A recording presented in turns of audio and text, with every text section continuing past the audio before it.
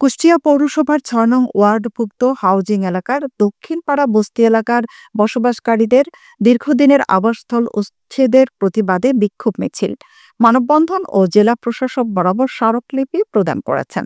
আজ সকাল ৯টায় হাউজিং দক্ষিণপাড়া বস্তি এলাকা থেকে বিক্ষোভ মিছিল বের হয়ে শহরের বিভিন্ন সড়ক প্রদক্ষিণ করে কুষ্টিয়া জেলা প্রশাসক কার্যালয়ের সামনে এসে শেষ হয়।